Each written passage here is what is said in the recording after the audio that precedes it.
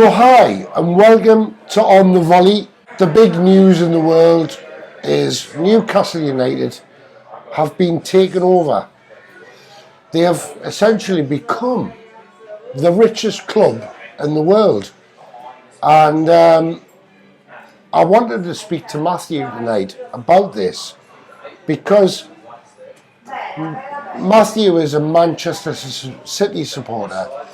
And he's kind of been through this. He's seen this already, where Manchester City became probably one of the richest clubs. I think they were the richest club in the world until last week, weren't they? So, what is it that Newcastle United need to do? And can we learn anything from their takeover? Because our takeover and their takeover by Middle Eastern consortiums basically have it's a very similar story. It's a bit of a parallel in the way that the finance in terms of it being wealth funds basically. Which are obviously super rich because it's oil money, which is obviously being pumped out of the Middle East for best part of sort of like 8 decades, is it something like that now? Back in 2008.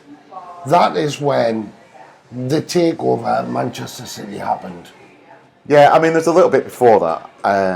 Obviously, we had Shinawatra came in the year before and bought us out. And then it got Sven-Göran Eriksson on board to manage the club. Unfortunately, told him he was going to leave before the last game of the season, which I believe was against Middlesbrough. And I won't remind City fans of the result of that one. They'll all remember it. Middlesbrough fans certainly do. And then basically it worked out that Shinawatra didn't actually have the funds that he thought he was. He was deposed by a military coup. He was president of Thailand at the time. Previously, sorry, and he'd been deposed as a military coup, and his wealth, his assets were frozen basically. Right. And then Sheikh Mansour came in basically and bought the club off him. I don't know if it's a relationship between the two, and that's why he did it. But I think the price was similar, not too dissimilar to if you think about the decade in between. It's like 200 million they paid, which Shinawatra made a absolute killing on because he bought it for I think around about 60 million or something like that. Right. So yeah. And I mean, if you think about it, Sheikh Mansour, Abu Dhabi, the Arabic Emirates. Yeah. So the difference here between Newcastle and this is where the wealth is so much difference is he's the deputy prime minister. He's not the crown prince, but he is in control of the Abu Dhabi Group wealth fund. There is a separate fund in Abu Dhabi which is similar to PIF, which is the sovereign state wealth fund in Abu Dhabi, which is about the similar amount that you're talking about. But he's a politician, isn't he? He's a relative. I mean, it's a monarchy basically. So right. He's a half brother of the president, but the president's essentially the king. So when this takeover happened with Manchester City, now obviously Manchester City, a bit like Newcastle, had been floating up and down the leagues. Yeah. Well, they actually went to the third tier. We did, yeah. And I mean, that must have been soul destroying at a time when Manchester United were just ruling the roost. Yeah. It must have been absolutely heartbreaking. Yeah, I mean, to have essentially our biggest rivals were certainly around that time Manchester United. Maybe you'd argue Liverpool are now because of the way they're competing in the Premier League. Without a doubt, United, it's a local derby, and yeah, they were playing in the Champions League. We were playing in the Auto Windscreen Trophy one night. I seem to remember. I remember that was on the back page of a certain newspaper, which I've never bought since. It was horrible. I mean, it broke my heart when I saw us go down to the third tier because we'd never been there in our entire history. It was almost like a badge of honour never to have been in the third tier, and then to go in there, which was the end of the 87-88 season. They came back. They did by a couple of last-minute goals against Gillingham, which is actually a lot of most City fans say that was our most important ever game. Right. Because if we'd not won that, we would have stayed down in the third tier, and I think basically that would have bankrupt the club. So we were on the brink. We were really on the brink. Some good management at the time basically got us financially stable. We were then able to get back-to-back promotions. Got in the Premier League. We actually got relegated the next season. Then went back up with Keegan. Actually, it was Keegan who, the link between the two clubs is Keegan, I guess. Keegan brought us up with 100 points, and we stayed up ever since. Obviously, both clubs have had, huge problems in the past, in the sense. Yeah. You've had your glory. We've had our glory. Yeah, it was way before. Not way before I was born. The last trophy we won actually in my lifetime, before Sheikh Mansour took over, I'm afraid, was against Newcastle Keepa. It was a fantastic. I wasn't really aware of it at the time, shall we say? Six. Yeah, I was 8 months old, I think. Dennis Stewart. Overhead kick. Yeah. Getting mixed up. Unfortunately, you have to watch that every time the League Cup's on. League Cup intros on. Yes. I have to watch the Ricky Villa goal every time the FA Cup's on. But obviously, we're talking about takeovers here, and obviously, it took Manchester City a long time. They did well. On the first day of the takeover, they bought Robinho, which was a massive coup for City, actually. I remember him turning up in the interview and sort of like saying he's really pleased to come to Manchester United, because I think even he was confused who Man City were at the time. He wasn't sure who he'd say. And that ingratiated him a lot with City fans, obviously. But he was a bit of he was just a marquee signing. They made those sort of signings essentially to show the ambitions of the club. And they made a lot of really bad signings, after that. Very much journeymen and stuff like that. But gradually, started to get the sort of quality of players, started to have a bit more of a plan.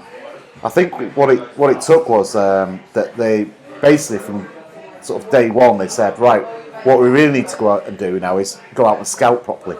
So they set up a massive scouting project. They sent people to South America, obviously all over Europe, and basically started to find players that they thought would, actually want to play for Manchester City, who wanted to be part of the project. Mm-hmm. And now, obviously, in the early years, that they didn't have those players available. But what happened, sort of like towards, we started off with Mark Hughes, but then we moved to Roberto Mancini as manager. And when Mancini came in, basically, I think that's when they thought, right now, we can get these players, and we'll get them all under a new manager, and we'll start to build the squad there and then, Well, it was a bigger profile manager, wasn't there? Yeah, in exactly. a sense. Yeah. And, he had links and he could bring players in. Hughes, we were talking about it earlier, very similar to Steve Bruce. They're from the same team, Manchester United team, basically, weren't they? Exactly. I was saying maybe it's they just try to manage like Ferguson, but they're not Ferguson. Bruce got sacked today, apparently. So yes, he's been. But not sacked. I don't know if he's been sacked. I have had reports that he's been sacked as we speak, but it seemed that by mutual consent, he has left. It was obvious he was going to go. They weren't going to stick with him, was it? Definitely. So, for his pride, I think maybe they gave him the chance to walk. Definitely. Gave him a bit of a payoff, and sort of like I'm sure they'd been happy with that. He got his £8 million, didn't he? That would have messed. Apparently, he got his payoff. He got his 1,000th game as well, which give respect to the new owners. Yeah. They gave him that, gave him a bit of pride there. Oh, definitely. You can have at least one game, in the new era. Everyone wanted him on his way anyway, so it was. Well, it wasn't. It just wasn't working. It wasn't working. Last season, 20 games without a win. But we've been linked with everybody. Everybody. You're going to have to get used to that. Every player who's nearly out of contract, you'll get linked with early on, and then every player who's got a 100 million plus price tag, as it will be now with obviously that's the barrier that's been broken now with Neymar, Mbappe, of course, Grealish. I mean, so any player that's worth over 100 million, 100 Newcastle, million, Newcastle will be linked with, without a doubt. It's because people know you've got the money to do it now. Pay the wages, you can pay the price. But I mean, me personally, I'm very happy about the takeover. Obviously, for us, I've seen what it's done for Manchester City, and not only in the football. It's been a big thing as well for the city. Yeah, I mean they've not just obviously just come in and bought players and that's it. And that. I mean some people with a negative opinion of City may like to look at it like that. That's absolutely not what he's done. I mean he's built a training facility with an academy inside it, the Etihad campus, and it's amazing. It's state of the art. It means that you've got great recovery for players. Recovering from injury, you've got a great rehabilitation centre in there. You've got training pitches that are match quality. So it's all that is that's not just trying to be sort of a bit of bling and having a good football club. That's investment for the future. Apart from the football, though, he has made massive differences socially to the city, hasn't he? Yeah, they also they got involved with Manchester City Council, who basically said, well, if you want to come and invest in our city, please do. And they built a new academy school, not a football academy, a school. They named it after the founder of West Gorton St Mark's, which is the origins of City, and I can't remember the second name, but it's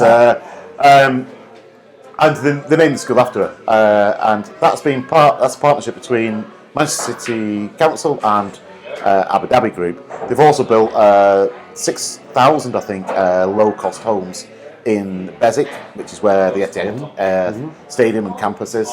So there's real investment there going on in the city.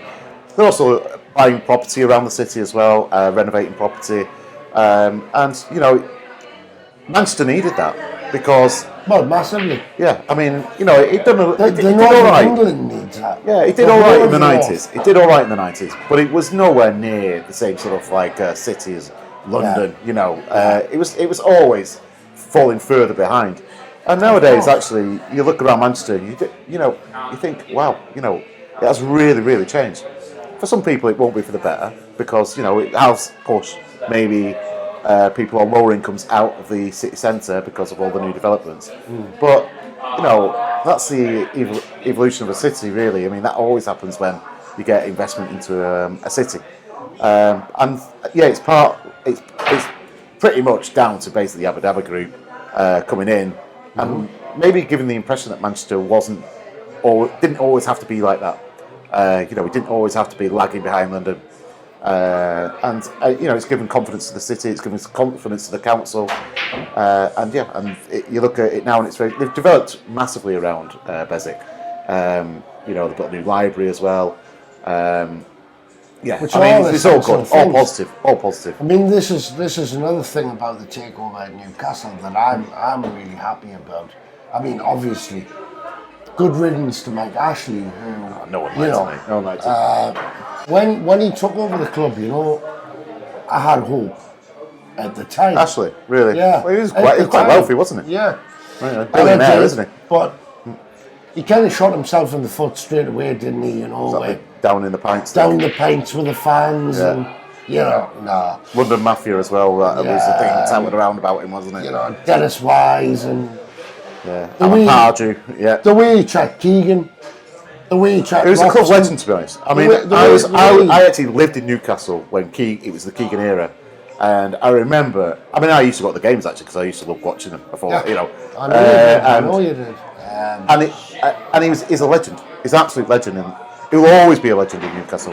Because for the years he was there, the first time round especially, that is the hope that every fan wants to have in their lifetime, and he provided that. But he played some great, exciting football, didn't he? I don't care how many we let in, just as long as we score more. I think I've told you before. I went to the Atletico Bilbao game, the 3-2. Oh yes, 3-2. That was an amazing game. I think we're 3-0 up in that game as well, weren't you? 3-0 up, and we it was 3-2 in the end. Lost unfortunately away goals rule in return. I was there actually. A lot of people are not happy about the takeover. A lot of people are going towards. I mean, outside of Newcastle, don't outside of Newcastle, in the sense that they're talking about obviously the human rights issues, all of that kind of politics. I think Amanda Staveley has done an amazing job.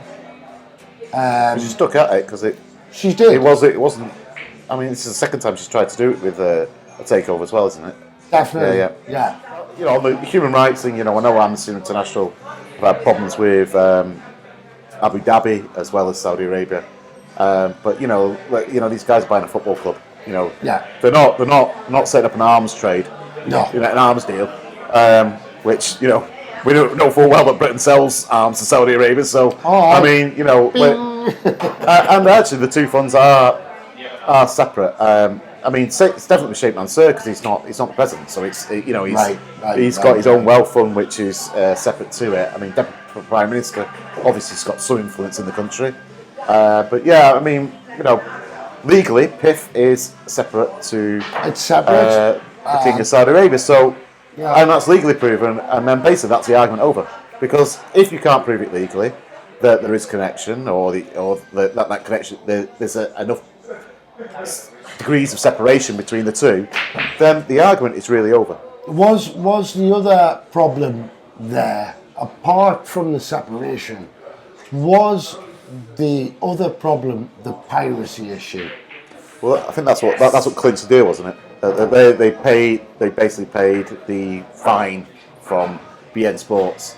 Well, what had happened was they'd had a bit of a dilemma, a bit of an argument with, obviously, Qatar for about 4.5 years, and Saudi Arabia had stopped the likes of Al Jazeera and BN Sports transmitting in Saudi Arabia. Now, apparently, there was another channel called Be In Out or Be Out. Instead of Be In Sports, there was Be Out Sports. Because they weren't in Qatar. Yeah. And anyway, it seems as if the deal was clinched because basically they paid them compensation and allowed them to retransmit. a billion quid that as well, apparently. $1 billion, yeah. $1 billion, maybe? $1 billion. Yeah, okay. $1 billion. So Newcastle United has cost them like quite a bit of money. Quite a lot of money, yeah. $1 billion plus the little bit they pay for the club, yeah.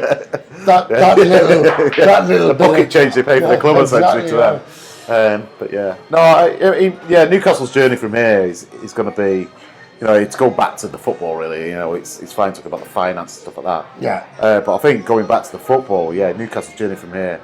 I think initially you've got to stave off relegation. You've got a January transfer window, maybe to bring in solidity. You've got I watched. I mean, I'm sure you did as well. I watched the game in here on Sunday, and you know, Newcastle went out like you know, dog from the traps, you know, and unbelievable. You know, second minute, wasn't it? Basically, it scored. Oh, aye. But as soon as I saw that, I just thought, you know, that's all the energy essentially used up in 2 minutes. Yeah. And I kind of knew that it was just going to descend back into sort of like the Newcastle of what we've seen this season. And, where that problem was their defence. Again, defensively, absolutely. Well, Tottenham's goal, equalising goal, it's like they walked. They didn't even have to run that hard through Newcastle's defence and scored. You know, and that is basically Bruce's problem. You know, that's his problem as a manager. Well, he's not instilled any. That was his trade as a player.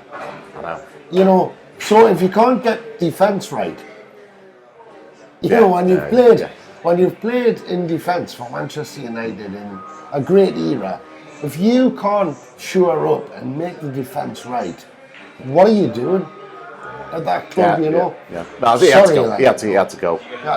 I'm not sure you're going to get in as a replacement. I mean, there's some good managers out there at the moment. Favre, there's Eddie Howe, I thought would be a good option for you. But I don't know if there's me. Yeah, Keepa. There's me. Yeah, why not? But no, I mean, to be honest, with a couple of billion, you know. yeah. How hard can it be? I'd be a bit rubbish at it, and I'd get an 8 million payoff. But Nice. there you go. Well, 20%. You know, but no, I think they're looking hard at the moment for a manager, and I think it's really important that they take their time. Get the right man. Yeah, they don't want to. They need the right man. Well, they don't want to go through managers like Watford do. You know, it's Exactly. I mean, City did. You know, I think we always knew that Hughes was going to go. It was only a matter of time. Yeah. Mancini came in, and to be honest, I thought he was a little bit unlucky to get replaced by Pellegrini, and definitely think Pellegrini was unlucky. But you know, when the guy in the wings, Guardiola, which the club was essentially set up. So what City did is they got in backroom staff from Barcelona, basically, you know, who had the experience of managing such a club, you know, as Barcelona. Tikri Begostine, I think it's called, who's, you know, Soriano or something like that. It's called. I don't remember. I don't remember the names. But you know, they're still there at the club. I should really know this. I think it's called Fabio. And yeah, basically, it was almost like they were building the club for like a boat for Guardiola to come into, and everyone else was just a stopgap, basically. You know, I don't know what Newcastle can't essentially copy that because, you know, there's only one Guardiola in a way, you know. But you know, maybe a Tuchel, maybe maybe that's the manager that they'll go after long term. But it was a long term pursuit, and basically building the club, essentially the framework up to the moment where he would walk in the door. But anyway, we've talked about Manchester City. We've talked about Newcastle United, and obviously we don't know what's going to happen with Newcastle United. I know that Graham Jones will be the caretaker manager for now, after Steve Bruce's departure today. But one thing I'm going to ask you is a question, and this may continue. We might bring Shah into this one later on.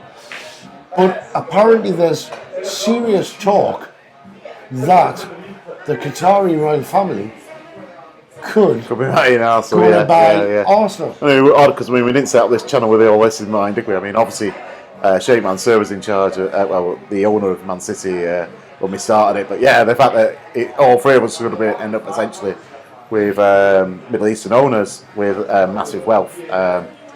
Obviously Arsenal, you know, would benefit massively from that. They've not had a good time under their current ownership. Seems to be money coming out the club rather than into it. They've certainly not got the recruitment right, but yeah, I mean, Shah's the guy to talk about that, really. I did know today, or this week, sorry, that the Premier League clubs have put through a motion to stop the companies owned by the same owner as the club sponsoring the club. So that would be like Saudi Airlines, which is state-run by Saudi Arabia. Right. They tried. This is what UEFA tried to prove about Manchester City, though. Whereas Etihad Airways are actually owned by the state wealth fund, but Abu Dhabi Group isn't the state wealth fund of Abu Dhabi. Right. So it's a separate fund. I heard this also today. I think there was a little bit of money that was kind of like moved around. But legally, again, not proven. So therefore, if it's not legally proven, you're not allowed to say that it was it's bad money and an infringement of financial fair play. That is going to be Newcastle's biggest inhibitor, financial fair play. That's not just the UEFA one, but also the Premier League's one, because basically it's saying you can only spend what you earn. But I think they will get bigger sponsorship now. They will get. And at least money won't be going out of the club. You got 50,000 people turning up every week. Well, we're still allowed to spend, because we haven't spent very big in the past. We do have a ceiling. Yeah, I think you roll over your accounts for 2 years as well. No, money's been going out of the club, so even stopping that, which is essentially at City, it's like players going out of the club, money going out of the club. That was a great start, to be honest. Me personally, I'm I'm not a person who wants Newcastle United to go out and just buy everybody. I think that's ridiculous. I think a plan, build it slowly. But like I've said, I made a video, I put a video up there yesterday. And I'm just more, I think everybody, the whole of the city, the whole of Tyneside are just happier because Mike Ashley is gone. Stop the rot. You basically stop the rot. Yeah. And that's the first step. Yeah.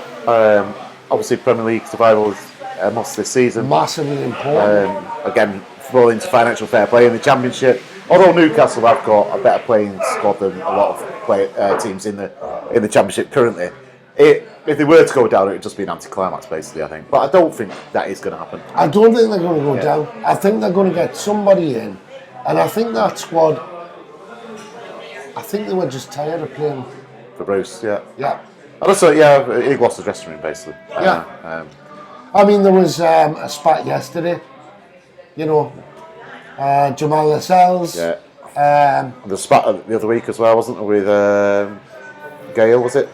Gale, yeah. Gale, and I mean, prior to that, obviously, there's been countless. What's been going on in that club for the last? But apparently, Lascelles, who's the captain. Yeah. I mean, he's the captain, and he had a spat with Isaac Hayden on the training field yesterday, and that as a captain, you know, you don't get involved in that kind of thing, you know.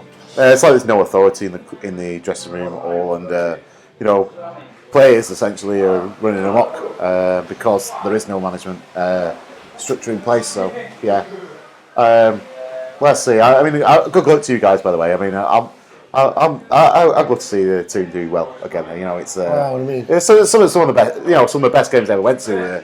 When I was living in Newcastle. I know you did. When you were at university there, you went to watch them, and you know. But like I say, it's kind of ironical that it's very similar stories between the two clubs. Yeah, I mean, obviously, City have gone on to build City Football Group, which is buying off the you know, New York City, Melbourne City, Mumbai. I think they bought as well, Mumbai City or something like that.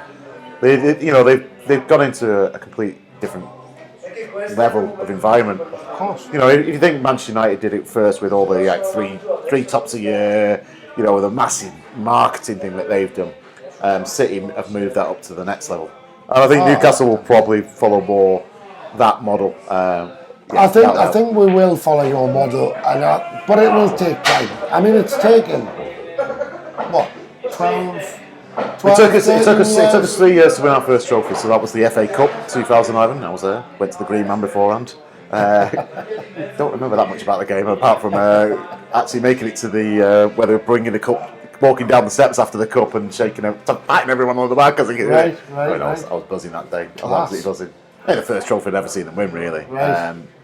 But then, you know, Mancini, I think, did say, you know, once you win the first trophy, you know, the rest will follow. And I think it is, you know, it's about getting that. Obviously, surviving relegation is almost like that as well. You know, it's almost like kind of. But then when you win a trophy as well, people around the world stand up, sit up, and take notice of you. You get more TV time. Your games are on TV more, so you get more exposure around the world. All that. I mean, you know, it's a self